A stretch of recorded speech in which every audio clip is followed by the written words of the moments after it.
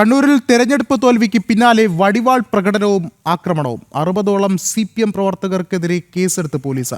ഇന്നലെ വൈകിട്ട് പാറാട് നടന്ന ആക്രമണത്തിലാണ് നടപടിയുണ്ടായത്. കുന്നോത്തുപറമ്പ് പഞ്ചായത്തിലെ LDF തോൽവിക്ക് പിന്നാലെയായിരുന്നു ആക്രമണമുണ്ടായത്. സംഘർഷത്തിൽ UDF പ്രവർത്തകർക്കെതിരെയും കേസെടുത്തു. കൂടുതൽ വിവരങ്ങളുമായി മിഥുൻ പിള്ള ചേർന്നുണ്ട്. മിഥുൻ, എങ്ങനെയാണ് ഈ ഒരു കേസിന് പിന്നാലെ മറ്റ് വിശദാംശങ്ങൾ പുറത്തു വരുന്നത്?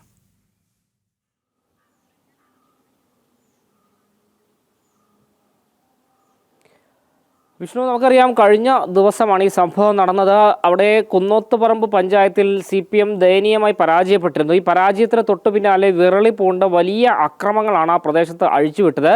വടിവാളുമായി CPMന്റെ സ്ഥിരം ക്രിമിനലുകളടക്കം അവിടെ പ്രകടനം നടത്തുകയും അവിടെ വീടുകൾ കയറി അക്രമം നടത്തുകയും ചെയ്തു. വാഹനങ്ങളടക്കം വടിവാൾ കൊണ്ട് വെട്ടിത്തകർക്കുന്ന ദൃശ്യങ്ങളടക്കം ഇന്നലെ പുറത്തു വന്നതുമാണ്.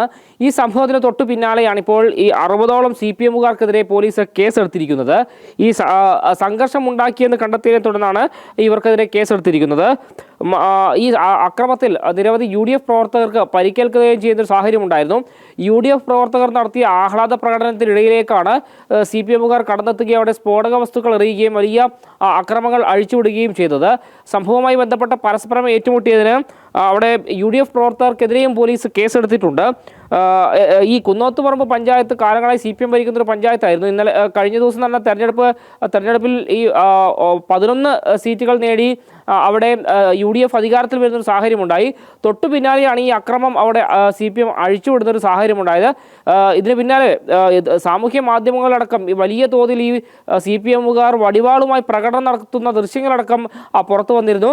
ഏതായാലും ഈ തോൽവി ഭയന്ന് ആളുകളുടെ നെഞ്ചത്തേക്ക് കയറിയ സംഭവവുമായി ബന്ധപ്പെട്ട് വലിയ പ്രതിഷേധവും ഉയരുന്നുണ്ട്. വിഷ്ണു, യെസ്, മിഥുനാണ് വിവരങ്ങൾ നൽകിയത്. എന്തായാലും CPM തങ്ങളുടെ പരാജയം കൊണ്ട് അത് കൂടുതൽ അതിക്രമങ്ങൾ അഴിച്ചുവിടുന്നു എന്നുള്ളൊരു കാര്യം തന്നെയാണ് എടുത്തു പറയേണ്ടത്. കണ്ണൂർ മാത്രമല്ല, മറ്റ് ജില്ലകളിലും സമാനമായ രീതിയിൽ CPM പ്രവർത്തകർ, CPM ഗുണ്ടകൾ ഇത്തരത്തിൽ അതിക്രമം അഴിച്ചുവിടുകയാണ്.